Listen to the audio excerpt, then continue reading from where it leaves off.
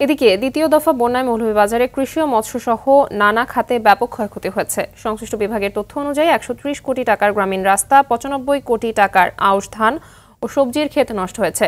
বন্যায় ভেসে গেছে ৫ কোটি ২৫ লাখ টাকার মাছ। এদিকে কুলাউড়া, জুড়ি ও বড়লেখা সহ ৫টি উপজেলায় পানিবন্দী আছে লাখো মানুষ। মৌলভীবাজার থেকে চৌধুরী ভাস্কর হোমের পাঠানো তথ্যছবিতে সৈয়দা সামিয়া তামান্নার রিপোর্ট। উজানের ঢল আর ভারী বৃষ্টিতে দ্বিতীয় দফার বন্যায় বিপর্যস্ত নদী ও হাওর বেষ্টিত মৌলভীবাজার জেলা। সবচেয়ে বেশি ক্ষতিগ্রস্ত হয়েছে মৎস্য ও কৃষি খাত। নগদের কাছে সব গ্রাহকই প্রিয়, তাই তো সারা দেশে ক্যাশ আউট চার্জ সবচেয়ে কম।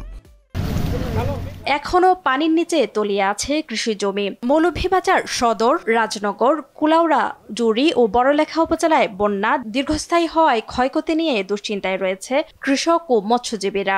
এইভাবে যদি পানি বাড়তেই থাকে তাহলে আমরা লাগি সামনে দিয়ে খুব কষ্টকর হইব। পানি যখন যায় গিয়ে অনেক গরিবর ঘর দরজা ভাঙ্গিয়া পড়ে যায়। হাকালুকি হাওর তীরবর্তী এলাকায় বন্যার পানি না কমায় কুশিয়ারাপাড়ের অনেক গ্রাম এখনো পানিতে তলিয়ে আছে।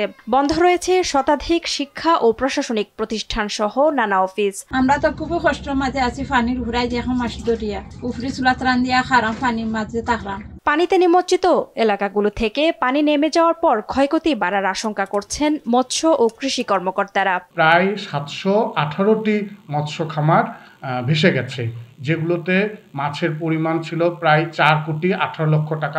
৫,৯০০ হেক্টর আবাদ হয়েছে সবজি, যার মধ্যে এই বন্যা এবং অতিবৃষ্টিতে ক্ষতিগ্রস্ত হয়েছে ১,০৫৪ হেক্টর জমি। নগদের কাছে সব গ্রাহকই প্রিয়, তাই তো সারা দেশে ক্যাশ আউট চার্জ সবচেয়ে কম।